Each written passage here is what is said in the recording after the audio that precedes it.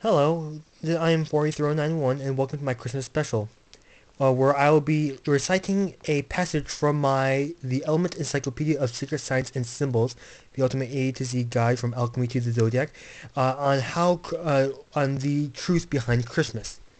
Now, there might be a little bit controversial aspects in here, so please bear in mind.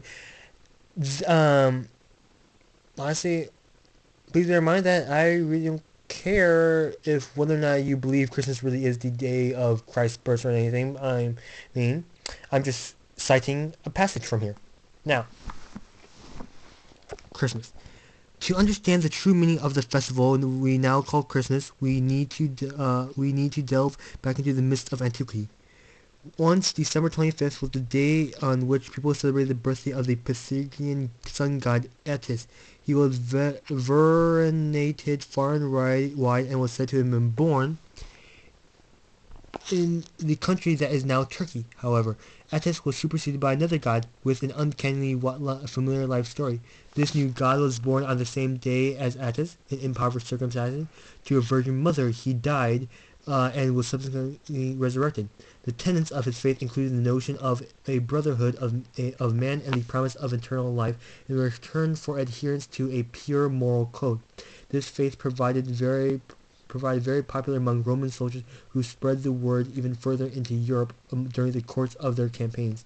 So this new god must have been Christ. Wrong. It was Mithras or whatever.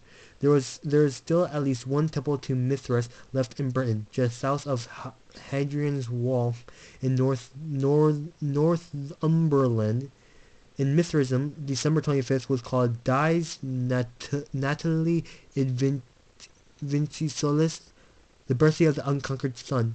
It seemed as though the need to interject a little brightness and cheer into the darkest time of the year, when the wheel of time carries us through the winter solstice, is symbolically more important than any of the divine beings that have successfully blown out their birthday cake candles at this time.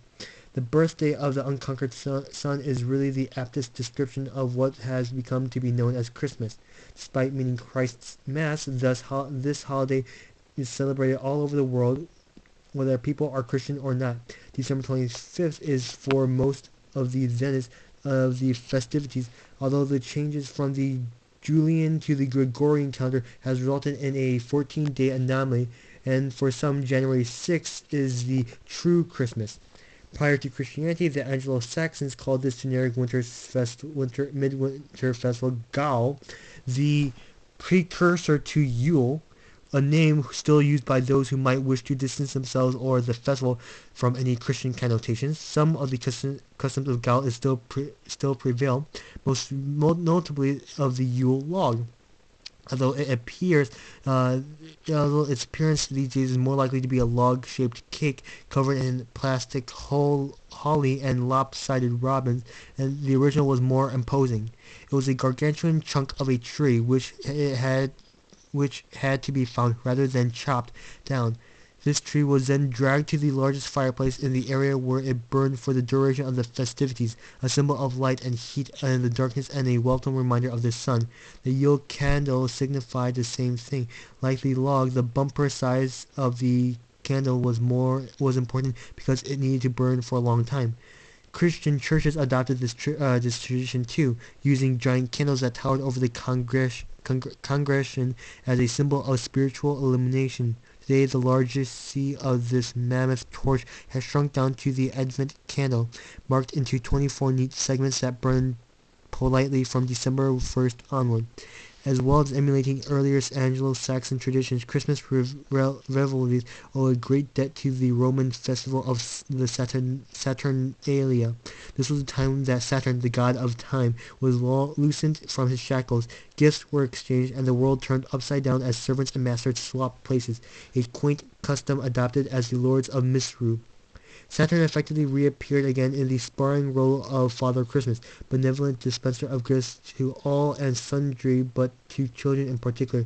He pops up again at New Year as Old Father Time, looking old, careworn, and surprisingly skinny despite the excess of mince pie and sherry, dressed in sackcloth and carrying a sickle.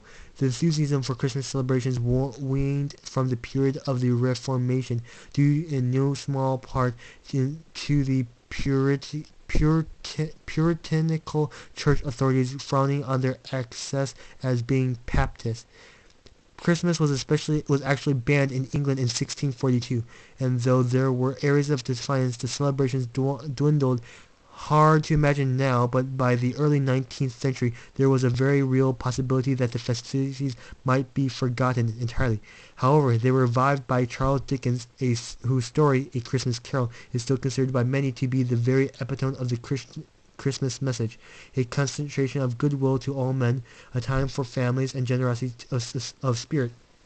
Despite a general, although sometimes uneasy, tolerance towards the liberal sprinkling of pagan practices that encrust what's loosely accepted as the birthday of Jesus, many churches have managed to overlay the heathen symbolism of the festivals with Christian values.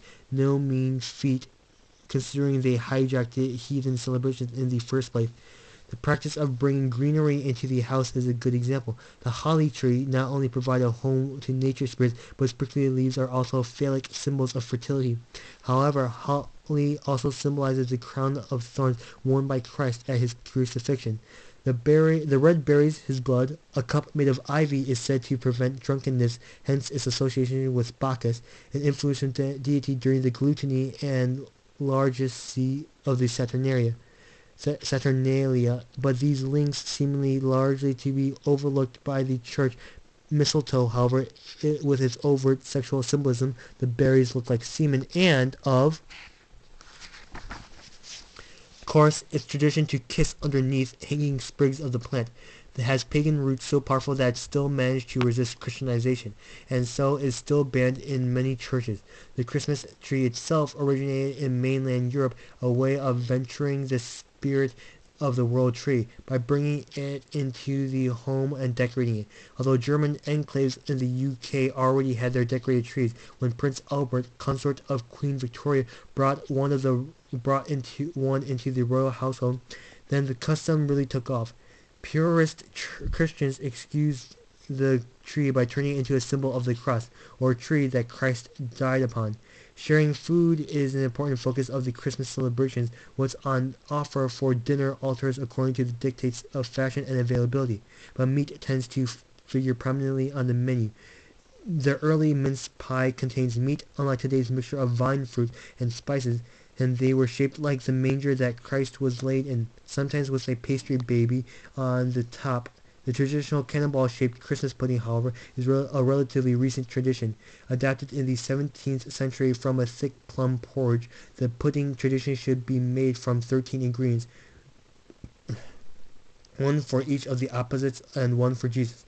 The practice of putting charms and trinkets into the Christmas pudding might be dying out, but the charms that people try not to break their teeth on used to have a specific symbolism of their own. These traditions Bibelets includes a boot, a bell, the symbol, a ring, a wishbone, button, and horseshoe, as well as the silver sixpence. The boot signifies travel, the symbol a happy but single life, and the ring marriage. Now, that is all of it, as the next portion focuses on dance. Now, this is 43091. I hope you enjoy reading through the passage of my book. Well, not my book, but a book that I own. Again, you have probably seen this before when I went over the Manji in one of my previous videos. But this is the Element Encyclopedia of Secret Signs and Symbols. Now I'm running out of memory, so this is 4391. And I hope you have a Merry Christmas for those who celebrate it, and Happy Holidays for those who celebrate other celebrations, festivals, and whatnot.